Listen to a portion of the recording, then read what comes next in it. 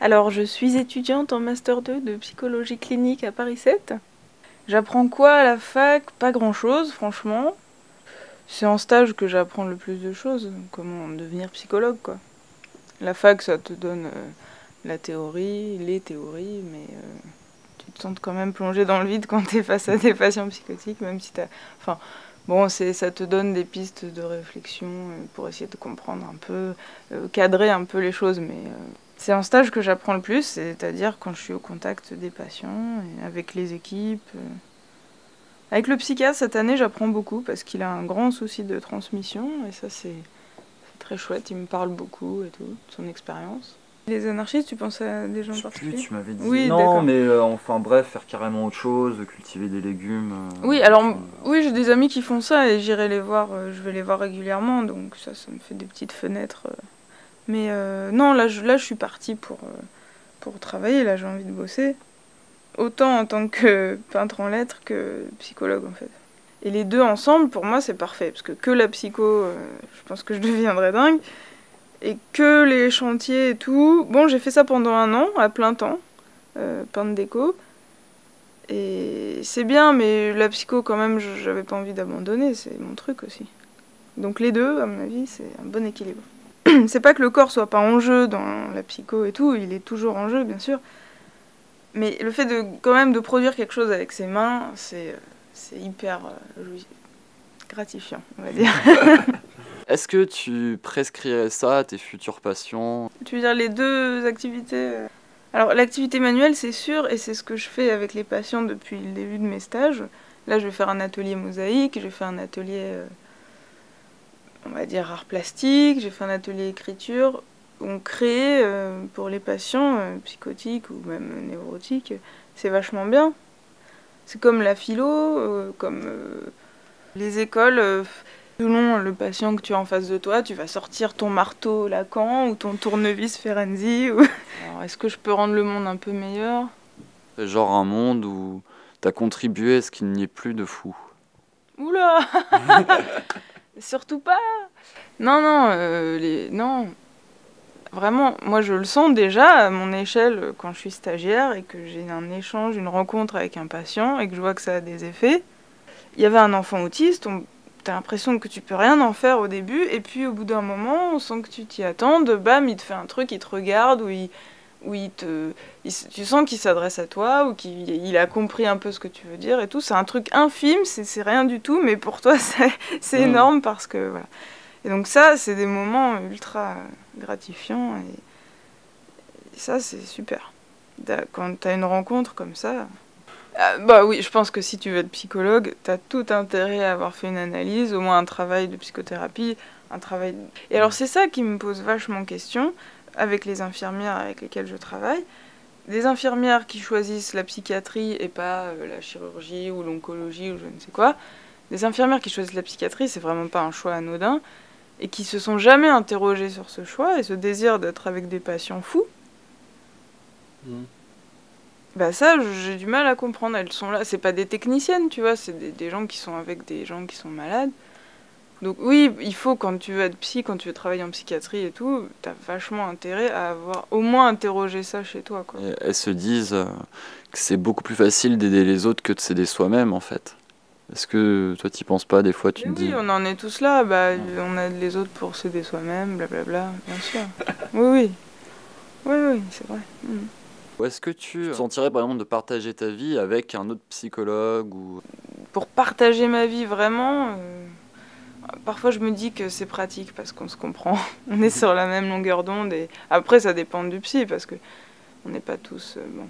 Un patient, c'est une personne, donc une personne c'est imprévisible, et alors un patient névrosé ou psychotique, bon, c'est ultra imprévisible et t'as vachement intérêt à avoir de la ressource, à être créatif pour... ouais, bien sûr. Comment tu fais du coup pour développer entre guillemets ta créativité? Mais, ah ça j'en sais rien, mais ce qui est intéressant c'est que tu travailles avec ce que tu es, et donc toi tu sais pas à l'avance comment tu vas être, comment tu vas réagir, comment... voilà, et tu découvres un peu sur le moment, quoi. Donc c'est un peu vertigineux, ça fait un peu peur, faut se faire confiance aussi. Et en même temps, tu découvres... Voilà, je suis face à des patients qui m'interpellent à des endroits où vraiment je pensais pas... Voilà. Et je me surprends moi-même en trouvant une façon de répondre, une parade ou j'en sais rien. Et là, je suis créative. Et on a aussi toujours un peu la peur de faire une connerie, de dire une connerie, de faire flamber une personne, ou de l'exciter, ou tu vois, voilà. Donc, avec certains patients surtout, on peut marcher sur des œufs parfois. Et puis, le mieux, c'est de laisser de l'intuition, quoi, parler. Il faut pas être trop dans ses réflexions, ces machins. Jusqu'à présent, moi, ça m'a toujours réussi, quoi, de laisser, de pas avoir trop de barrières, trop de choses rationnelles ou théoriques entre la personne et moi, et puis là, ça marche bien, quoi. Ça va pas hyper fort en ce moment. Non, c'est-à-dire qu'elle a pas bonne presse, quoi, la psychanalyse. Aujourd'hui, on est dans un monde où il faut être efficace, rapide, pouvoir tout évaluer. Et bon, bah, la psychanalyse, tu peux rien faire de ça avec elle. Tu peux pas l'évaluer. Tu peux en voir des effets, mais tu peux pas l'évaluer. L'efficacité, il y en a une, mais ça prend un temps, ça prend du temps. C'est pas. Aujourd'hui, tu as des thérapies qui sont brèves, qui sont beaucoup plus, qui ont l'air beaucoup plus efficaces. Donc moi, mon UFR d'études psychanalytiques, comme elle se nomme maintenant, c'est un peu c'est un peu le village des Gaulois qui résiste pour ouais, mais c'est pas évident. Alors on est en train de se faire bouffer par toutes les thérapies brèves, cognitives, comportementales et tout ça, parce que ça, moi je pense que c'est des thérapies qui servent uniquement à faire à normer l'individu, à faire que voilà, il soit comme il faut et bien dans la société et qu'il n'ait plus de subjectivité. Voilà. La psychanalyse, elle s'intéresse à la subjectivité de l'individu, donc qu'il soit fou ou pas, il a une subjectivité, et c'est ça le plus important, c'est de ne pas étouffer cette subjectivité. Les thérapies comportementales, elles apprennent aux enfants autistes à dire bonjour, à regarder dans les yeux. Voilà, donc ça devient, c'est un peu, pour le dire très vite, c'est comme Pavlov, donc ils apprennent à dire bonjour, à regarder dans les yeux, mais ils sont pas du tout là avec toi, ils n'ont pas envie de te dire bonjour.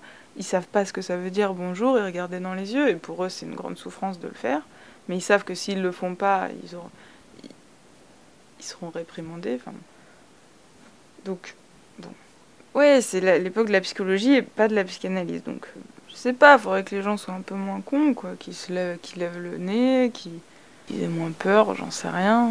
Je pense qu'il y a quand même une bonne partie d'abrutissement généralisé, quoi. Les gens, ils s'abrutissent un peu. J'ai l'impression. Voilà, je sais pas vraiment comment on pourrait changer ça. Ouais. Et qu'est-ce que tu rêverais en général pour comme évolution du secteur enfin on peut dire le mot secteur psychiatrique même si c'est pour les psychologues en fait.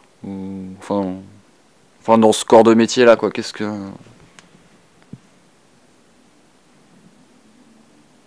Enfin, je sais pas, par exemple, enfin, ma question, je me suis bien exprimé, mais par exemple, moi, en faisant les documentaires, moi, je rêverais que tu aies une chaîne câblée consacrée que aux documentaires d'auteur. Parce que t'as pas, t'as des chaînes pour le téléachat, t'as juste Arte qui va te diffuser 3-4 films vraiment d'auteur dans le mois. Moi, j'aimerais qu'il y en ait plus, tu vois, par exemple. Parce que je me dis que c'est ça qui pourrait améliorer le corps de l'audiovisuel, parce que c'est des... Là, t'as besoin de techos qui ont un cerveau, quoi. Pas juste à filmer des cons en loft, quoi. Je sais pas, moi, il faudrait changer les mentalités, parce que c'est ça un peu le problème. Par exemple, nous, dans mon hôpital de jour, là, le médecin-chef, il est psychanalyste, il oriente les choses avec la psychanalyse, mais la chef de service au-dessus de lui, c'est une comportementalo-cognitiviste, là. C'est un peu tout le temps la guerre et tout ça. Il faudrait plus d'endroits comme la Borde, la clinique de la Borde créée par Jean Houry, ça c'est pas mal, ça fonctionnait pas mal, mais tu vois, lui il est mort, là je sais pas ce que ça va devenir, la Borde. Je sais pas, parce qu'on peut pas faire de la propagande ou être prosélyte non plus, tu vois. Tel public a pas les moyens, donc il me rémunère pas, donc c'est pour ça que je dois faire 2 stages au lieu d'un. Bref. Non, moi j'ai de la chance, parce qu'avec le boulot, avec mon père, là, ça paye pas mal. Donc ça va, tu vois, je peux me payer un studio dans le centre de Paris, donc je suis pas trop malheureuse, quoi.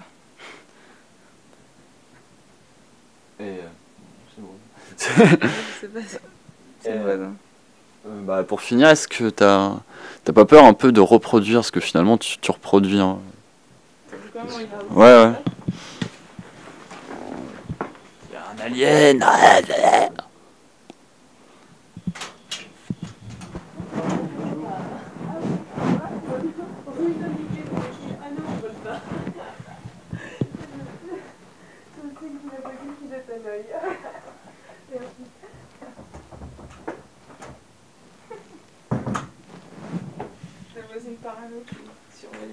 Ouais, non, mais ça faisait bizarre quoi. Enfin. Elle n'arrive pas à ouvrir la porte. Mais parce que c'est pas mon voisin, je sais pas qui c'est ces gens-là, c'est bizarre. Bon. Je sais pas qui c'est, mon voisin, il sait pas. Ils avaient plein de valises et tout, mais bon, elle avait l'air de savoir où elle était. Oui, je pense, ouais, oui. Ah bah ouais, est-ce que t'as pas peur un peu de reproduire un peu ce qu'a fait ton père? T'as pas l'impression de faire un peu exactement la même chose? Puis tu t'en fous peut-être.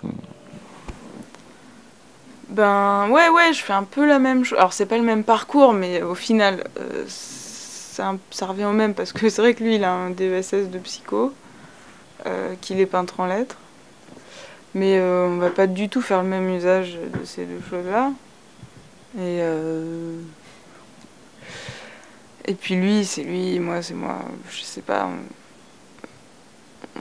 Enfin, auquel cas, ouais, je fais peut-être la même chose, et alors? So what? So what?